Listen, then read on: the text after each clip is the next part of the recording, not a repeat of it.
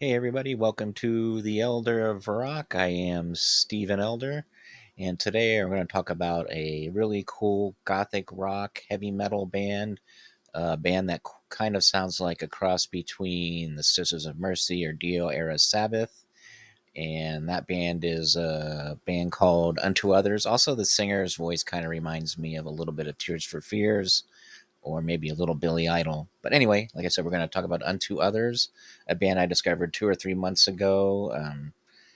They came up as a suggestion on my Amazon Music as a band that I might want to check out. So I checked them out. It was their album Never Neverland. It was their latest one. And I really liked it. And after that, I wanted to hear more of them. And so I got the rest of their stuff, and really enjoyed it because after that album, I really liked it, like I said, and I just wanted to hear what else they had to offer, and I haven't been disappointed yet.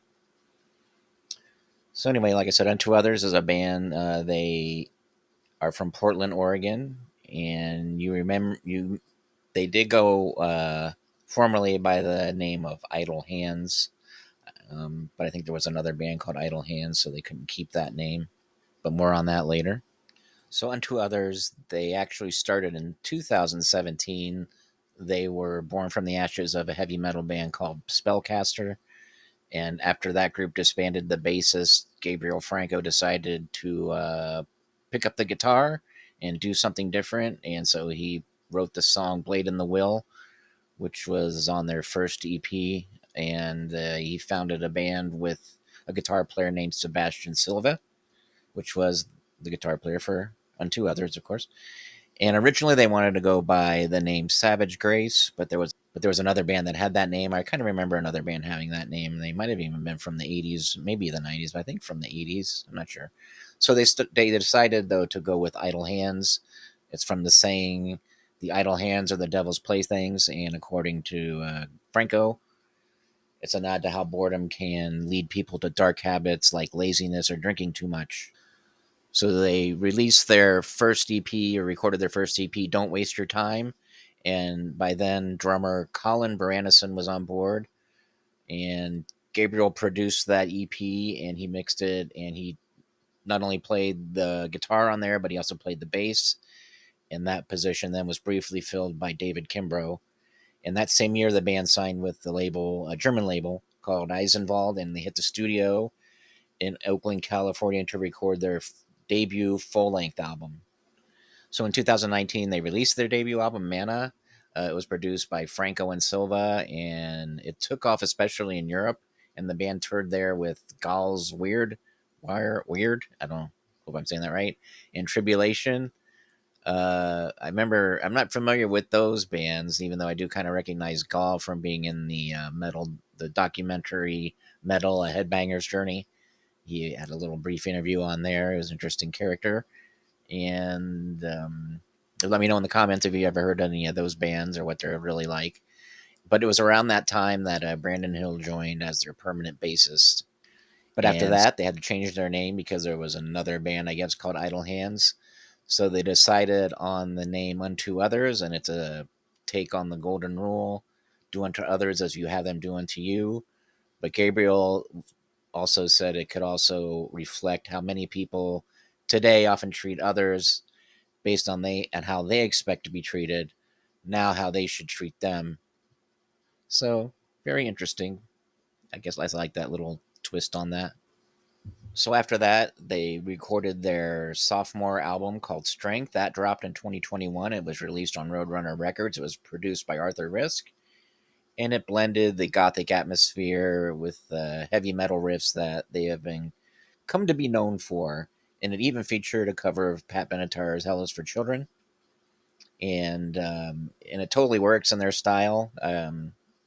Very good, and it fits with them with the themes that they often talk about, which are like substance abuse and abuse in general, or struggles and all that. So it kind of fits lyrically with them as well. Other songs I like on this album are "Heroin," um, "When Will God's Work Be Done," with great lyrics. Love that album. Love that album. Love that song.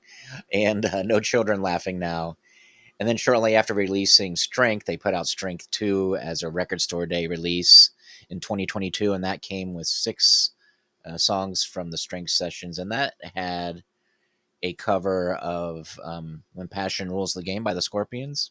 Very interesting song to by the Scorpions to pick. You know, normally a band would go with one of their bigger hits, but they go with this, and they do a nice job of it. And like again, it fits with them.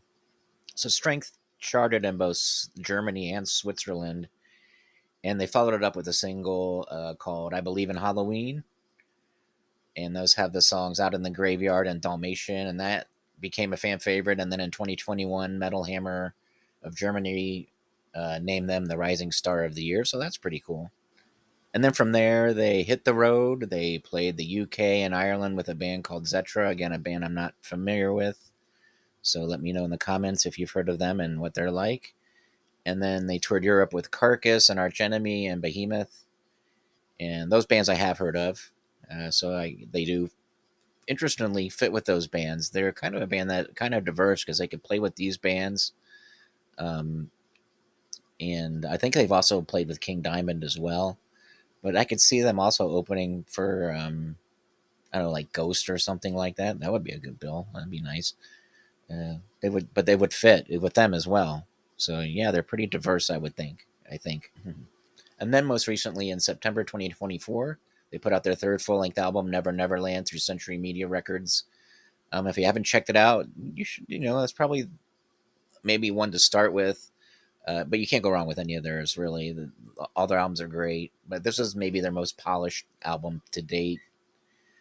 But anyway, as far as their style goes, most critics have compared them to anything from Iron Maiden to the Sisters of Mercy to Killing Joke and even The Cure. And then even one reviewer said it was like if The Cure made a metal record. And yeah, I could see why they would say that. It kind of it would fit. I could.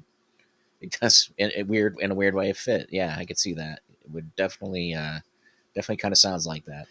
So Gabriel Franco, he's pretty much the mastermind behind all of this. He calls himself like a storyteller, and he is fascinated with extremes like war, addiction, suicide, and murder. But he doesn't really glorify it.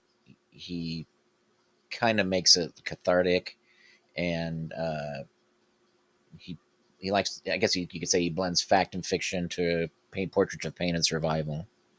So as far as the band members themselves, the lineup of the band, I should say, is Gabriel Franco on vocals and rhythm guitar, Sebastian Silva on lead guitar, and he does some really tasteful leads. He's plays these kind of leads that are really melodic. They stick in your head like a vocal melody. But he also, when comes time to shred, he does that very well. And then on bass you have Brandon Hill, and on drums you have Colin Varanison, and they're a very tight rhythm section. They really groove really well together, and it lays that good foundation for them. So there you go. That's Unto Others, a really cool gothic rock heavy metal band out of Portland, Oregon. Check them out. I will put links to some of their videos in the description. Some of my favorites. One really favorite of mine is Mama Keeps the Door Closed. Got a really great video. I'll put that up. Some other videos, maybe even a live video, so you can check them out. What they're like live. I've checked some out from some footage of them out live, and they deliver live too. They're really good. So don't forget to like and subscribe and all that good stuff. Let me know if you have a favorite Unto Others track. Let me know if there's any bands you want me to cover.